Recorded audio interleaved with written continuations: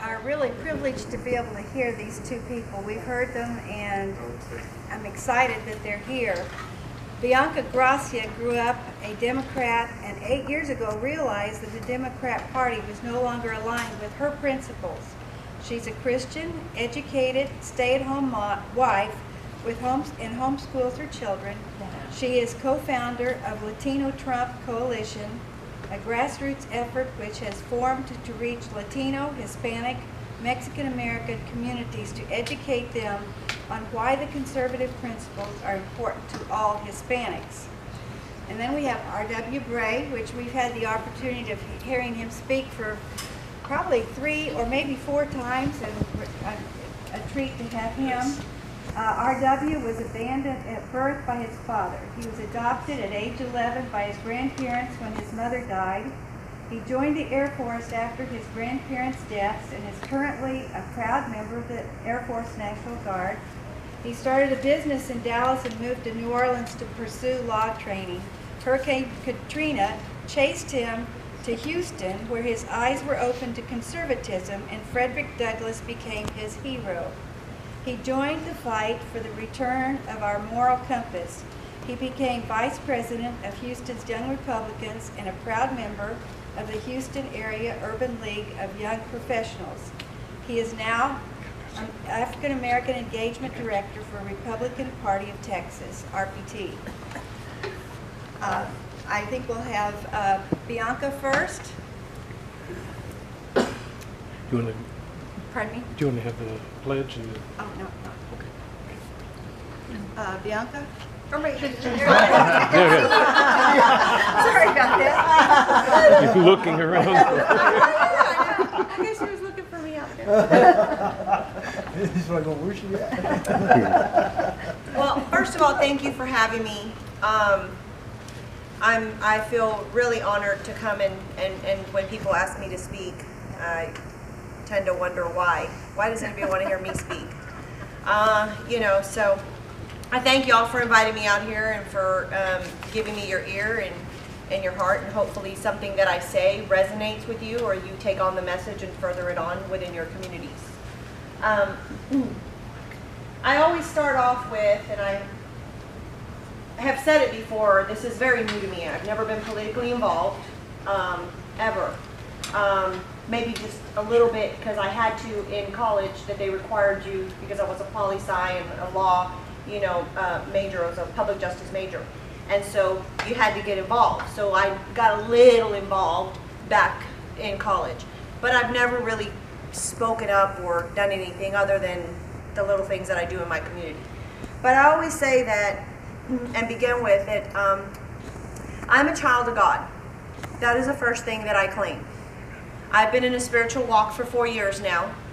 And so I first begin with that, because I'm extremely proud of my relationship with Jesus Christ. Extremely. And I get very emotional over it. So as you heard, I'm a degreed mother, and I did go to college. I graduated from St. Mary's University in San Antonio. And I am a wife to a veteran in the Army, and he is a sergeant with the police department. He used to do narcotics, and now he does human trafficking. So he's got a tough job. Yeah. And I have a brother who is a staff sergeant in the Army currently in Georgia. He's stationed in Georgia. He has done 5 tours. But my little brother's the one that really hits me hard. He is also an Army veteran and 100% disabled. So I kind of have risen to speak for my family, because I have law enforcement veterans in my family. That's what got me to start speaking up and being passionate about where our country was headed. And it's for them that I speak. So most people in my community call me a community organizer, and that's because I participate in everything under the moon within my community. My older son has been homeschooled for 5 years now. I homeschool him, it's 5 years. The little one we're integrating him into homeschool. He's finished off elementary school in the public school system. And so I call it a transitional period. So he is homeschool with core classes, and then we do public school. He does electives in public school. And so we're just kind of in that phase. So I was president of my PTO the last 2 years. I was PTO 11 years. I'm team mom, room mom, and I'm currently the HOA president in my subdivision, and I've been on that board for 9 years. So that's how I'm actively involved within my community. And as you heard, oh, and I recently became precinct chair. Wow, what was I thinking? Never politically involved, and now I'm like getting sworn in. So I'm precinct chair of my precinct, taking on that responsibility. And so, as you heard, I grew up Democrat. I grew up in South Texas. I grew up in a small little town outside of Corpus Christi. And, you know, growing up, that's all we knew. You know, we were a large family in a very small house, and, you know, we just had to make ends meet all the time. So, my older brother and sister ran out of the house at 15 years old, got married, and that's what they did. And I knew that was not for me. So I changed the course of direction for my other brothers and sisters, and all the rest after me. Well, I didn't go to the Army or anything because I didn't even like PE. So I was always, that's not going to work for me, Mom. So I knew the only other way to get out of the barrio was education. It was either that or the military. There was no other options for us. So I was always an honor student. So, you know, I figured that was going to be my calling. So that's what I did. And the rest, as you know, my brothers went to the military. They liked PE. And they were not going to have anything to do with college. But my other sister, she is a school teacher. She's been teaching, she does life skills. So she deals with the, I don't want to call it special needs kids, I believe. And so she's been doing that for 10 plus years now. She's a single mom, has raised her son, and I'm so proud of myself. He's Republican. So he's sworn to go and vote the right way. So I'm proud of that. Anyway, so 8 years ago is when we really started voting Republican in my family. My mother said once she saw Barack Obama, she said, we need to start voting Republican. And so, although she's kind of having a little, she's a little older now, of course, so she says, you know, I don't remember that. I was like, yes, you did, Mom. Yeah. So she's got a little amnesia, but she's okay. She knows what she's got to do. I've told her to pray about it. But anyway, she's the one that told us 8 years ago we needed to start evaluating that. So as I researched, you know, throughout the time of what it meant to be a conservative or what it meant to be a Republican, and well, some of the things that, you know, that I found was that the conservative principle stands with God first. So if God's first in my life, I knew that was already what I was aligned with. And they stand firm with our constitutional rights and our fight for pro-life and our freedom, limited government, accountability, traditional marriage, educational choice, and free enterprise society. And also, the one big thing is that the conservative principles say we have the right to defend ourselves. So as I saw those principles, that's when I knew I was no longer a Democrat. That I knew that's where I was aligned with. I was aligned with a conservative principle. So I'm a practicing Catholic, and I'm a little unique when I say that because although I'm a practicing Catholic, as I told you earlier, 4 years ago I started Bible study at a Baptist church. And my mom used to tell me when I was little, she said, if you want to learn the Bible, you go to the Baptist. Okay, Mom. Doesn't make no sense, but okay. So 4 years ago, I found out why. And so I've been taking Bible studies at the Baptist Church, First Baptist in Pasadena, and I also go to Sagemont Baptist, or not Sagemont, or They don't claim to be Baptist, but anyhow, their Bible studies. I do those Bible studies there. So now I don't really. It does not. I'm past the stigmas and the titles of you're Baptist, you're Methodist, you're Lutheran. No, we're all children of God. So I have no problem walking into anybody's church as long as you've got the Bible and you're teaching me the Bible. I'm past that. I'm so past all of the, labels. Because to me now religion's kind of a bad word. It's like religion, it's your faith. You can decide where you want to pray, where you want to practice your faith. It doesn't matter where you go as long as you're getting the Bible. So that is what, where I'm at now. So I'm a little unique. I attend 3 different Catholic churches, and I go to, sometimes I go to service at First Baptist on Wednesday nights, and sometimes I go to Sunday service at Sagemont. So I have no problem listening to, Dr. Redmond or Dr. Morgan or our Catholic priest. And I'll tell you, one priest in Deer Park, his name is Father Reggie. Father Reggie grew up Baptist in Georgia, of all places. So Southern Baptist. And he's a priest. I'm still trying to get him to my house for dinner because I want to hear that story. I'm like, how did you go from being a Baptist to a Catholic priest? But he's such a motivator, and he just really, when he goes and delivers our homilies during, our Mass, I can see the Baptist in him. I can. And it's wonderful. It's awesome. And I run around and I tell my friends, I'm like, are they having meetings? Do these pastors, priests, ministers, everybody, do they have like an annual meeting where they plan out the calendar, what they're going to be talking about? And all my friends say, no, there's no conference. Nobody talks about it. Maybe some congregations within, like the Catholics will say, but no, there's not like some mass of people that go to a conference and talk about what they're talking about. But I'm going to tell y'all something. I'm going to all of these different places, and there are some Sundays, they all say the same thing. So, because if I don't make it to one, I'll watch the video of what happened to one, and they're just talking. I mean, it's amazing what God is doing within our communities.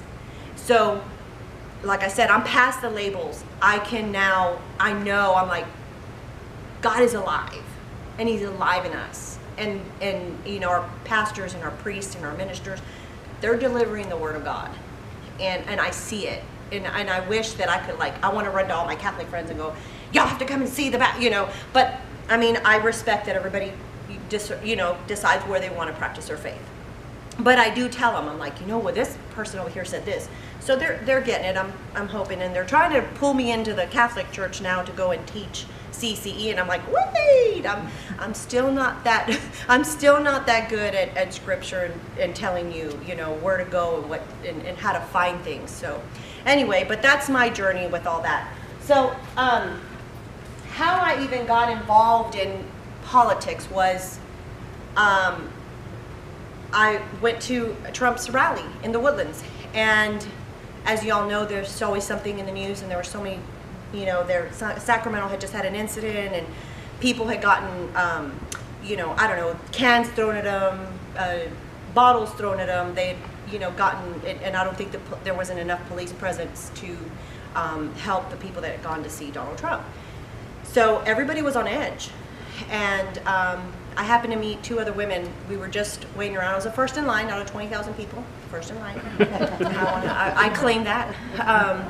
So we were eagerly waiting, and I met these 2 women, and we decided to pray over the event, which was like, wow. I mean, you don't really see that often, and it was women I didn't even know. So at that point, we prayed over Donald Trump, we prayed over the event, we prayed over everybody and anybody that was there, and that, that the event would go without any incident. So with that said, us 3 women were all Christian women, all from different sides of Houston, and we decided to go ahead and start a Latino Trump Coalition because we felt that we had to carry our message into our Hispanic, Mexican American, Latino communities. We needed to let them know that our principles are really the conservative principle. Yes. That is who we are. And when you're growing up little, you're not told those things, And so part of me is like, oh my God, I was lied to all these years, or just deceived. I mean, because you just don't know any better. But anyway, that is what we did. We started our organization, and we've been very involved. We've aligned ourselves with other groups in Arizona, New York, California, and Florida. And we do also have a contact in Colorado. So we have been very active with other Latino groups, and all of us are carrying out our message and what we want to see, and we're pro Trump. And so it's been tough for some of us because of some of the things that happen and the way the media spins some stuff, and we have to always constantly feel like maybe we're trying to defend, but it's really not that. I tell people, stop listening to all the rhetoric. Focus on what his plan is. Focus on what his principles are. Look at his policies. And if you are, like me, a conservative and a Christian, and you know that, you will know the right thing to do. And I tell people, just pray about it. If you're still having a hard time about it, but pray about it. And I'm passionate about it. That's why I'm taking the leap of faith and coming and speaking to people like y'all, because I am that passionate about what he stands for and the direction that this country is going to go in. That's the bottom line. I mean, you know, a friend of mine was trying to teach me. She said, God doesn't use people from the pedestal. He uses people from the bottom of the pit. So he doesn't look for the perfect people. Moses was a murderer. Rahab was a prostitute. And I can go on and on about the list of people in the Bible that God used. They weren't perfect people. That's right. So why is it that people are looking for Trump to be perfect? Newt Gingrich said it best. He said, I have seen Donald Trump transition into a person. Sometimes I see him speak and I think, sometimes I don't even think he knows what he's saying, obviously, but sometimes he's carrying out that message from God and he doesn't know, and he says, I'm a messenger. And I'm thinking, does he really know what that means? Or, you know, God just kind of put the words in him and he just said, I'm a messenger. Does he really know what that means? I'm the messenger. Because me as a Christian Catholic, when I hear messenger, it is that quick to me. I'm like, whoa.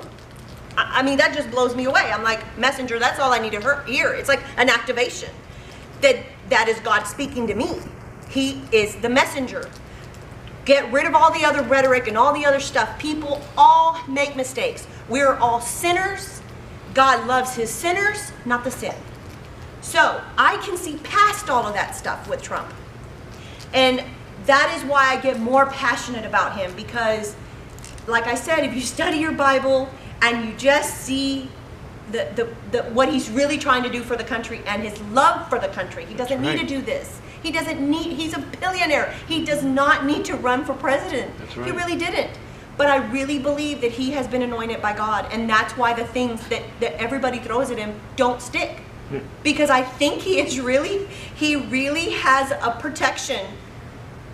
And I mean, it blows me away to see someone like that. And that's what makes me believe in him more. So anyhow, that is why I'm so passionate about what I do. My group and I, we went to Florida, and we aligned ourselves with Latinos with Trump, Latinos for Trump, Latinos with Trump, Cubans for Trump, and there were some other groups out there. And going to Florida and being from Texas, they get it. And the media lies to y'all, because I have so many friends now in Florida. You know, they get it, because a lot of them were from Venezuela and they're from Cuba. And the Cubans, they know what socialism is. So they get it. They know what Hillary stands for, and they're just beyond pro-Trump, pushing forward. So it is amazing to see that. I'm going, God, why isn't it the Hispanic people in Texas, we're going to be more affected by the wall? Why can't we get it like that? Why are we not as passionate about it? Instead, we're focusing on, he said he's going to build a wall, he's going to deport all these people. You know what? He's not a politician. Just like me, I'm talking. I'm not a politician. I'm not trained to do this. So I'm not always going to use the right words. He didn't say every single out of the 11 million were all bad. He said some were good. Now, I grew up in South Texas, so I know what comes across the border. I have friends who are Border Patrol. I have friends who live out in the ranches. I hear what they deal with as the people come across the border. My husband is human trafficking. There's a whole other side of things that are coming across the border that we don't know about. So I am not immune to that. I know what that means. I know how much national security, what that means to our country. So to me, the rhetoric doesn't bother me because I'm an American first, I'm a Hispanic, and I'm a woman, and I'm a Texan. So all of those things, I get it. It did not offend me, and I'm sorry. I do feel for some of those families. It's not like I don't have any feelings, but to me, it's like when I do run into someone and they're offended by it, I tell them, listen, no one is telling you that you're not welcome in this country. We just want you to do it right. That's all he's saying. Just do it legally. Just come through the process and do it legally. But most of us know the process is broken. And it is. There is tons of people that have been on the wait list. I heard a gentleman on the radio station the other day, and he was Mexican American. And he said, I don't think they were expecting this, by the way. They were having a talk show, and he said, we're going to be voting for Trump. And the guy was like, whoa, whoa, whoa, whoa, what did you just say? He said, well, I'm voting for Trump. And they said, what? He says, yeah, and my dad, he came here illegally, but he waited in line, and he got his papers, and he's here legally now, and guess what? He's voting for Trump. And they go, wait a minute, that doesn't even make any sense. Why would someone who came here illegally, he's going to vote for Trump? And the son said, because he waited in line and did it the right way. So why is it, he says, my father knows that there's so many other people on the wait list. So why do we keep letting all these other people in when the people on the wait list can't even get the help that they need, and they've been on the wait list for 5, 6, 7, 8, 10 years. So he said, we're going to vote for Trump. He says, and let me tell you something else. He says, my neighbors are Muslim, and they're voting for Trump. So the guy goes, okay, well, thank you so much for calling in. And I thought, the message is getting through, but not everybody is being heard because the media censors us. They censor us. They don't want us to be, they don't want to, they just don't want to show that part of it. But we're out there. And, me and my coalition, we say there's a silent majority, and we've been woken up. So I think that people are going to be in for a rude awakening when November 9th comes along. But there are so many of us out there that really feel the same, but a lot of them are afraid to say it, and because of the backlash. But there are some that are starting to now really go, oh, well, I'm for Trump now, because they kind of see other people. So that was one of the things that, we are starting to find out within our Hispanic communities, is that even though they've been afraid, there's more of us coming out. So they're like, okay, well, now I'm coming out, because now there's more people I can align myself with than to have my neighbors all, tell me stuff or fear for my life or whatever. So there is really a whole lot of people out there. Now for me, I now have a talk show, radio. Oh my goodness, how did that happen? So I'm on KXYZ, Tejano radio station. And it's on internet from 1 to 2 on Mondays, and I'm doing Trump Talk. So I tackle the policies, and I just talk about Trump, whatever's going on, and I make sure that it gets out to the listeners. And because it's internet radio, we know that it could be around the world that people are tuning in, or it could be especially nationwide. So Tejano is a real big South Texas, type of music. So we know that Tejanos are Americans, and a lot of them are military. So we know that that's a big, huge outreach for them. So I'm doing that, and I've been busy now doing Spanish and English media for the Trump campaign that they're using in Florida and in Arizona. So that they've asked me to do several videos. And I've been doing Trump Talk. I don't know if y'all know about Trump Talk. I've been doing Trump Talk.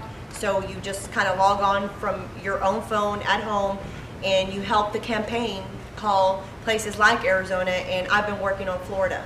So that is what I've been doing. And I just want to tell you, the last that I want to tell you is why I personally am voting for Trump. Because he is the candidate that stands with law and order. He is the one that supports our law enforcement, our veterans, and our military. He is for national security, and he wants to build a wall. And so, like I've said, growing up in South Texas, I know what those issues are. He wants to bring jobs back. Jobs. Hispanics. We love to work. We take pride in our work. So we want him to renegotiate NAFTA so that we can have jobs back, so that some of our people can get better jobs than what they're getting. So, educational choice, as you know, as a homeschooling mom, he respects that. He respects that choice should be a parent. It should be a parent's choice on how you want to school your child. So I love that he respects that. He wants to repeal Obamacare. Thank goodness for that. Supreme Court justices and women's rights with child care. He wants to give women 6 weeks paid maternity leave. That's huge. He wants to give a credit for stay-home moms. I've been a stay-home mom, and I'm like, I work harder staying home than I do at a real job. And every year I'm like, golly, somebody give me something. Give me, something, because I work hard. And so for me, that's huge, because that says Mr. Trump supports family, the family, my immediate family. It supports me, my husband, my children. So the one last thing is our religious freedom. Mr. Trump has vowed to repeal the Johnson Amendment. And that is what has silenced our clergymen, pastors, ministers from the pulpit. And I believe that repealing that Johnson Amendment will restore and save Christianity. Yes. So, I leave you with one last thing. As I was traveling to Florida, I had an assigned seat already, and I hadn't flown in years. So I was having anxiety. It's like, oh my God, I don't even know if I want to get on the plane. So I thought I was going to be brave, and I wanted to go sit by my other friend who was flying with me. And so I went and changed my seat. Well, no, I didn't have luck. They sat me way in the back of the plane. So I was a mess. And I sat next to this elderly couple. And I thought, oh my God. And my friend was way in the front. I thought, I'm going to die. I'm going to die. I'm going to die. I'm going to die. Come to find out, the couple that was sitting next to me was a retired Baptist pastor and his wife. I know, God intervened.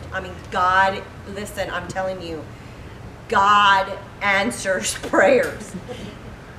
I'm like thinking, wow, you sat me next to the Baptist pastor. And so they were going to celebrate their 50th anniversary. And I thought, wow, that's so sweet. Anyway, they prayed with me. They prayed over me. And they asked me, well, what are you doing in Florida? And I said, Preaching. Because I wasn't sure. You kind of, at that point, I wasn't really sure what people were thinking. So I was like, they said, that's awesome. Good for you. You go on. And they prayed over me, and they prayed with me, and they said, what event? And they prayed over the event with me, and I'm going, wow. And this guy sitting in front hears us praying. So he could have African American, I don't know, but he started praying with us from the front of the seat. So I thought, oh my God, God is moving. God is moving. So that was just really awesome for me. I made the flight, got to Florida. We left. We both walked away, going in different directions, and met up with my friend, and we had to go get our car rental. So I said, oh my God, you're never going to believe this. I sat next to a pastor, a Baptist pastor. And she's like, well, thank God for you. And I said, I thought I was going to die. So anyway, we go off, we're a different terminal, we're going to an elevator. The elevator opens, and guess who it is? The elderly couple again. I was like, you gotta be kidding me. So anyway, I tell my friend, this is the people I sat next to, and I introduce them.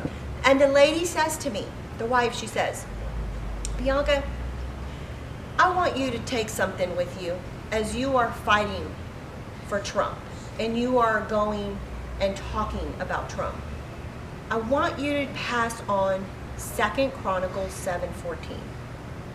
Well, because I don't know the Bible back and forth, so my friend immediately knew it because she grew up. Her dad was a pastor, so she knew her scripture. She says, oh yeah, I'll let her know what that is. So I said, okay. I thought, okay, 2 Chronicles 7:14. So I said, okay. So I was like, okay. So anyway, I'm gonna leave you with that, because in 2 Chronicles 7:14 he says, "If my people who are called by my name will humble themselves and pray and seek my face and turn from their wicked ways, then I will hear you from heaven and I will forgive their sin and I will heal your land." Amen. Amen.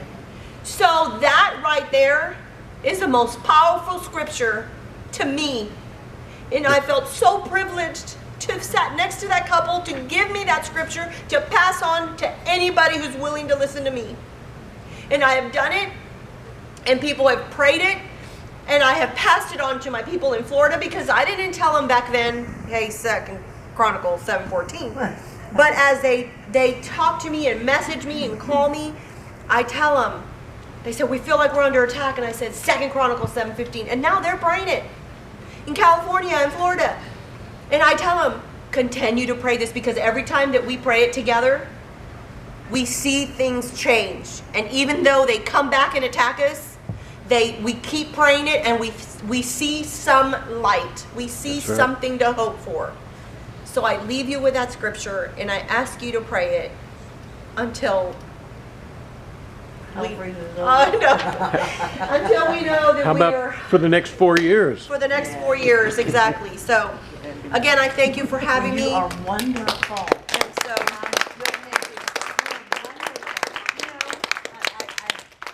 disagree with you saying you didn't think you could teach. Your enthusiasm alone would set kids on fire. And then the next thing you said was, you never work, you're only a mom. That is a big job. it's a big job, I know. A big job. There isn't money enough to pay you No. to do that. See? I know. We're going to have a Q&A Yeah. later. Thank okay? you so much, y'all. Thank you. I'm telling y'all, I really am. Thank you.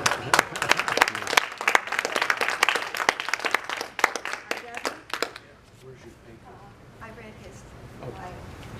That's right. So at this point, it's almost like you all are family. I've been in Missouri for quite a bit lately.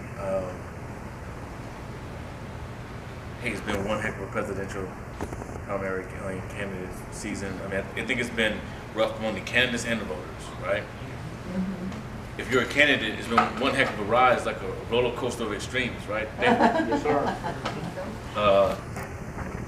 Pretty upset at the liberals, as always. The media has attacked us, and they have gone to the ends of the world to promote their agenda. I was driving up here, and Missouri is beautiful, Thank you. and it is the most conservative county in Texas. And as I'm driving to Missouri, I'm thinking, Jesus, wouldn't life be well if I just lived in Missouri? The challenge of having to be not only a Trump surrogate, but also a member of the Republican Party of Texas, director of Black Engagement, has been one heck of a ride.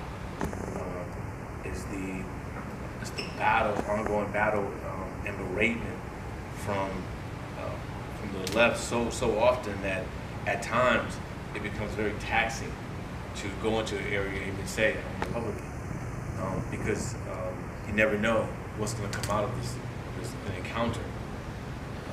Just recently, I just left Dallas last night. Last night I drove back pretty late, and there was a Black Chamber of Dallas gala that I was invited to, along with two other Republican friends of mine, African Americans. And we're sitting at the table, and a flood of gentlemen would stop at the table and they'll start talking, right? And I'll have to stand up, and my friends was like, "Man, people know who you are." I said, "Yeah, I met that guy in this area. I met this guy in this area." And basically, I met all these cats in the hood.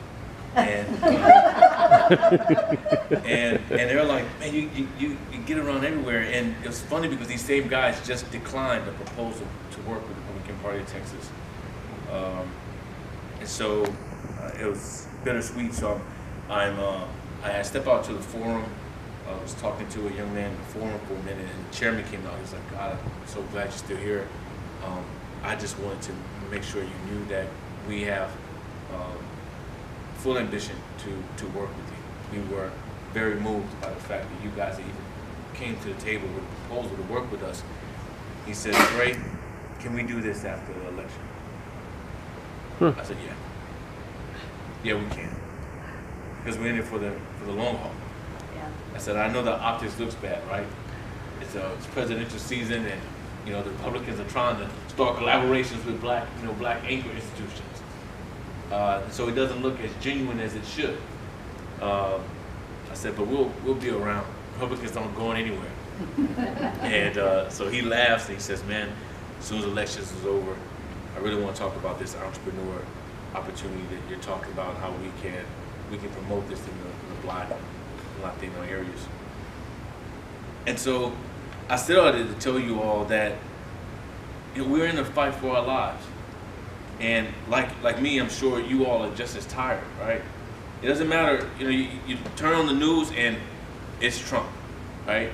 You turn on the news and it's Hillary. It doesn't matter what channel you turn to. And it's like we're being saturated with information to the point you just want to cut the TV off. And I've gotten to the point now where I can't even listen to the polls. Me and David were talking about the polls, and then just to catch you guys up a bit about the polls since 22nd this morning at about 9 o'clock a.m. The polls it was showing an average of Hillary leading, depending on what poll you look at, 6 to 8 point. She's favorable somewhere around 82, 84. And but we also look at the polls like Rasmussen and Trump is gaining ground in the battleground states. For example, David, such as Ohio, he's +2. PA, he's +1 as of this morning. And so we've had some grounds that we've been able to catch up with. I mean, the numbers look better this week than they did last week. And I'm on the surrogate calls every day, Monday through Friday. The spirits of the Trump campaign have not died. It's amazing enough. No matter how many hits we take, we're still like, okay, we're gonna do this, and this. We're still going forward, and it's good. And I start to realize this one thing: the reason why the polls mean absolutely nothing is because most of these folks that they're polling are just internet renegades. A lot of them are social media heads, and many of them are just happen to be at home at the time when these polls are being called. We know as Republicans that that's not what the elections are about. The election is about the GOTV, and no one comes out to vote like Republicans. At the end of the day, the couch potatoes that are on the left have to get out of their house, get into their car, and then go to a poll and press the button. And they're not going to do it. Hillary Clinton is not Obama. We won't see the numbers that we saw in 08. It's just not going to happen. Hillary Clinton is not moving the masses of Latinos. That's not happening. They're not inspiring the future of African Americans.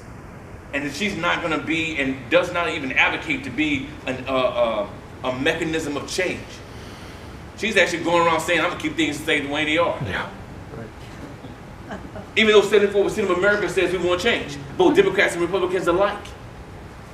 So, at the end of the day, the people that's going to come out to vote will be strong conservatives who are sick and tired and who are making sure that the future of America leans more right. And we do that through making sure that we are the ones that will be able to choose the next judge for the Supreme Court. We understand the importance of where the Supreme Court is going to go in the future. We understand that the next president is probably going to choose 2 to 3 Supreme Court justices. That's imperative for us. The sister was talking earlier. She's absolutely right. At the end of the day, this message is bigger than the man. MLK had this incredible dream, right, that people can look past color, that whites, blacks can actually hold hands and move toward a common cause. What's funny is that particular man has now died, and yet the dream is still alive. And that's because messages are always bigger than the man.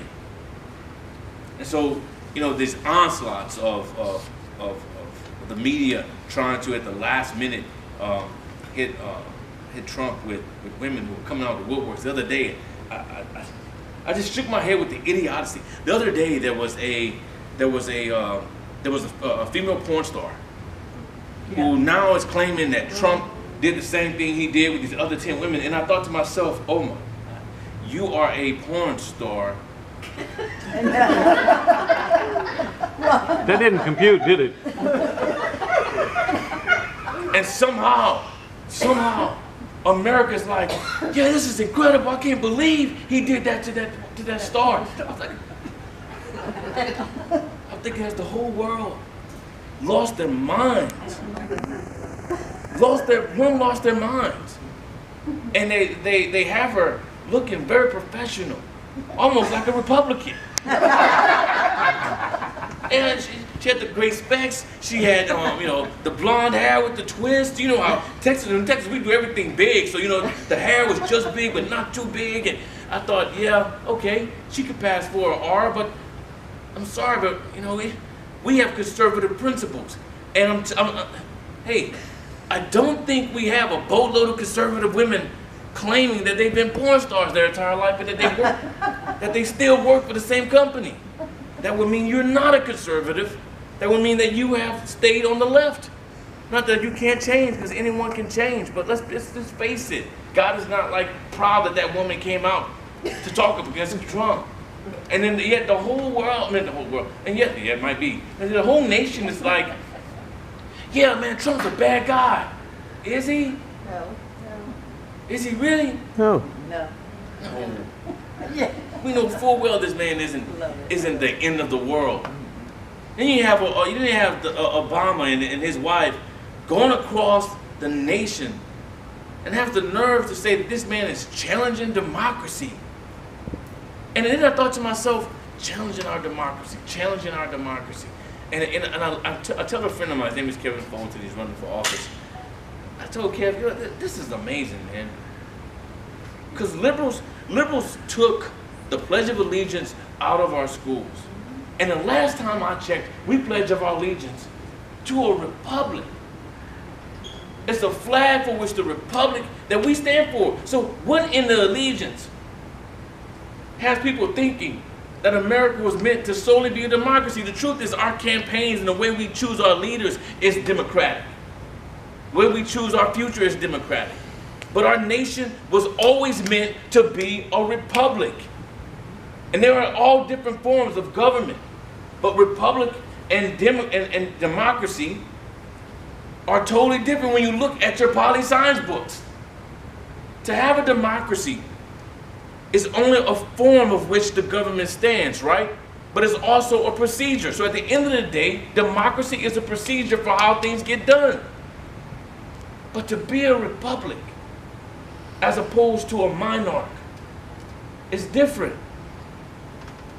We were meant to be free. From the onset, from the beginning. We were meant to be sovereign. Pissed off at England. At the end of the day, we were tired of being ran. Republic in and of itself stands for freedom. It means no other government but God. It's clear and simple. The layman terms is that I will be under no other government but God, or the government for which I choose. And so for me, I'm okay with having government have some securities. I'm just not interested in living under a monarch, which is why I advocate republicanism. We go around and we don't defend it correctly. We forget that the word democracy stands for majority rule, specifically mob rule. Yeah. That's not us. That's not us. We want everyone to be free. Free individuals. And if you have something I want, it's an add value relationship that we create. You like shoes, great. I happen to make them. Let's do business, brother. Not, hey, I want you to give him shoes because he breathes air. What?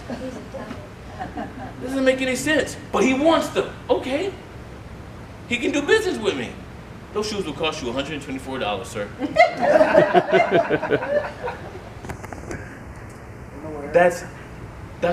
That makes sense to us.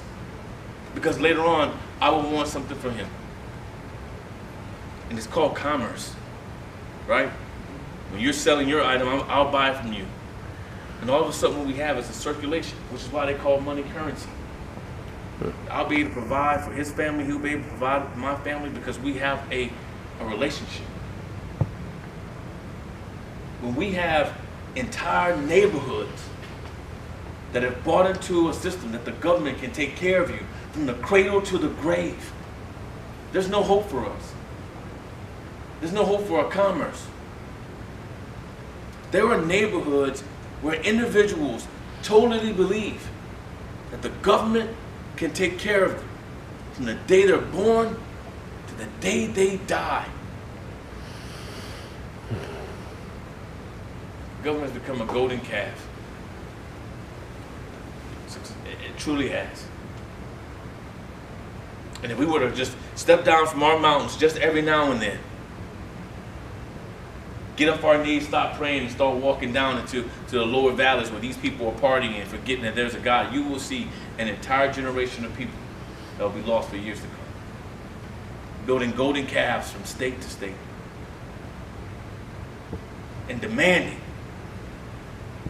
that those that have continue to give to this golden calf so they can continue to worship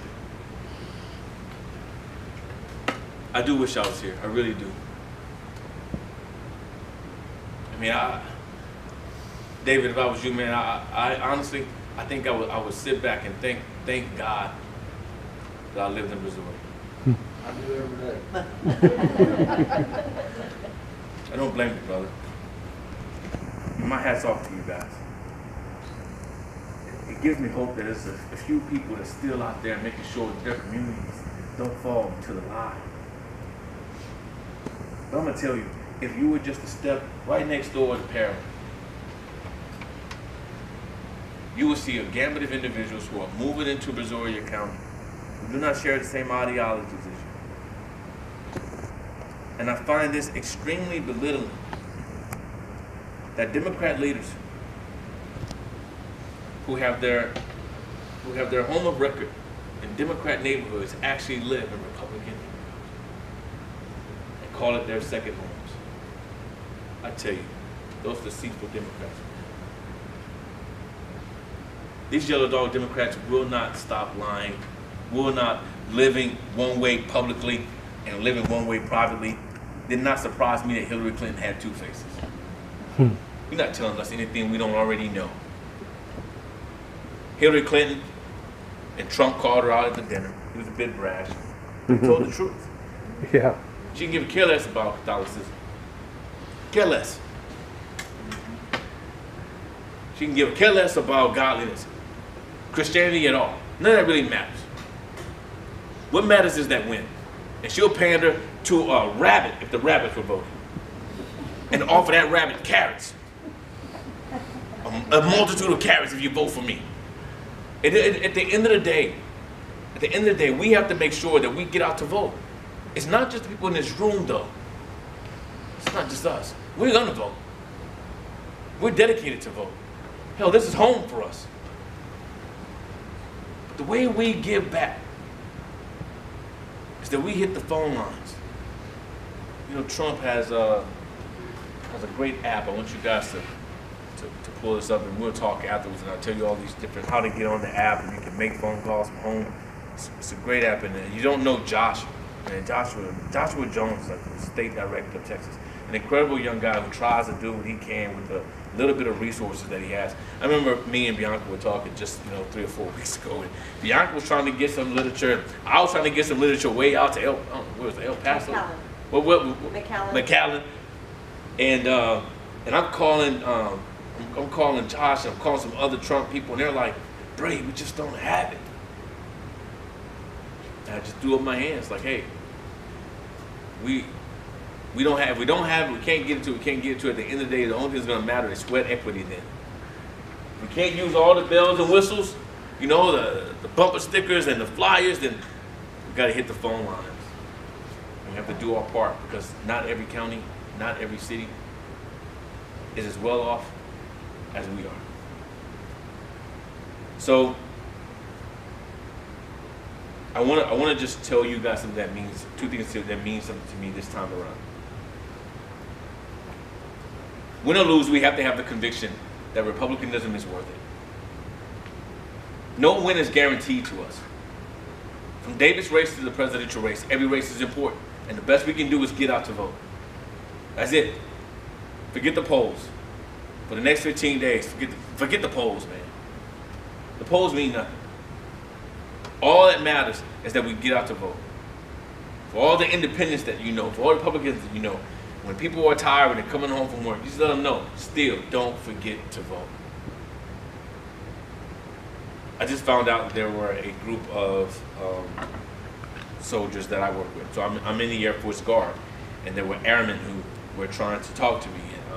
I recently got promoted about several months ago to a master sergeant, specifically a first sergeant United States Air Force. And you know, the base knows now that there's a Trump surrogate that actually guards. And so you can imagine the people that are like, you know, at my door that aren't even in my squadron. And like, hey, shirt, can we talk to you? Can we talk to you?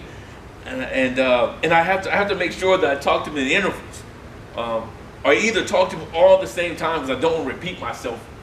And at the end of the, I started thinking at the end of the day, this last drill, you know, I gotta talk to Brazoria because a lot of folks that were drilling were actually from Brazoria. And these guys were asking how can they be more involved. We have to be careful, obviously, because you know we wear the uniform, but we're guards, so we're citizen soldiers, so we can balance it. And I was gonna call you and tell you that, hey, I got this great idea. So I called Chase instead. So you know, me and Chase. And so me and Chase are working on this master plan, you know, to defend Brazoria. And so we're both he's just as young as us. We're just some young guys with these brilliant ideas. And I was like, hey, yeah, this sounds great, but we have to fund this, man. And he's like, oh yeah, money.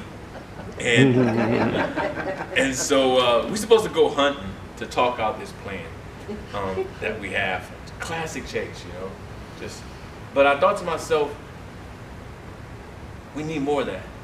You know, some of that Ebony and Ivory action or interaction where we're focused on a goal, we're focused on a commonality. And Americans need to focus on a commonality too. And what better county to lead the way than Texas? What better county than Brazoria? A lot of states are looking at Texas. Recently I got calls from PA and VA about what we're doing when it comes to black engagement because they want to do the same in PA long after the elections.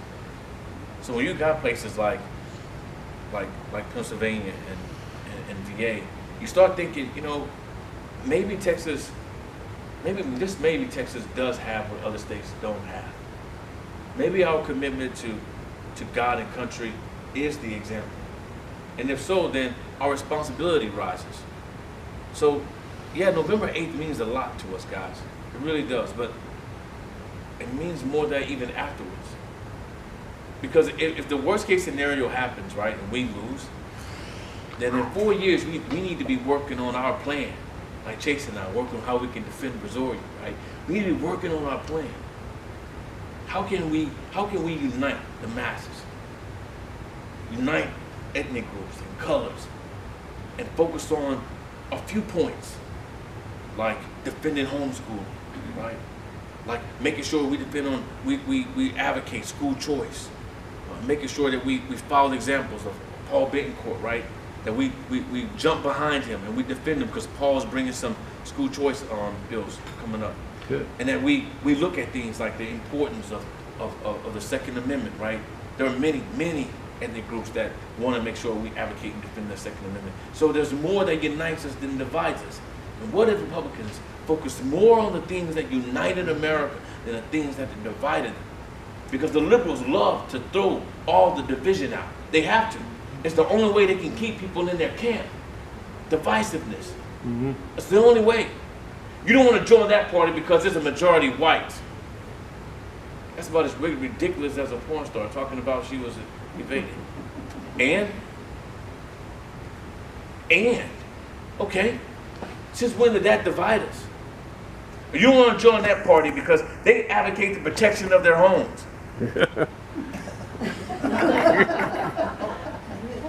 Right? And then we start giving them, you know how we look at people from the left like, we start looking at liberals from the left like that, like we start exposing the fact that they sound retarded. They sound ridiculous. And we start exposing that, like, that doesn't make much sense unless you're losing it. And then we start treating them like the idiots they are, then the world will start to see, that dude is an idiot. That doesn't sound right. It doesn't sound right when he says that schools should dictate where people should bring their children. No, I don't want to advocate my kids being forced to go to that school simply because they live on that street. I do believe in vouchers. No, those schools are failing my children. I do want to homeschool my child. That does make sense to me. No, it is ridiculous for someone to burglarize your home and you not have the authority to protect it. That is stupid. When we use the next 4 years to bring out stupidity, and we make no qualms about it, no apologies, and focus on the things that unite us instead of the things that divide us, we will see our party grow more than ever before. There is nothing more important than the Republican Party coming back to talk about the things that matter, and that is liberty and freedom. But the things that divide us, man, even if we were to cure half of it, we would still be divided. But if you focus on the things that unite us, Jesus Christ, the whole country will come back. Maybe the whole country will wind up falling to its knees and actually believe in the scripture that's on your back, right?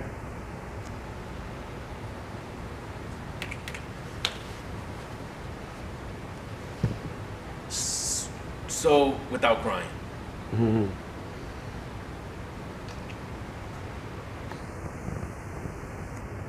love you, sister. I want to say something to you that's really been bothering me. On the Facebook post of our opponent, one of his friends got on there and said, no names, but basically it was, how can this guy get out and shake a few hands and kiss a few babies and earn the right to do this? David's been doing this for over 4 years, and we have supported so many people and done so many things to try to help this community and to help everybody that was in need. I mean, from children who are cancer victims to, I mean, we've done everything we could do to help other people. And that's the reason we're doing this, is because David wants to help other people. So it is just eating me alive that this man is telling people, oh, he's just out kissing a few babies and shaking a few hands, and after this is over, he's going to go away. Do I just forget about that? It's just eating me alive, because that's not at all the way things are.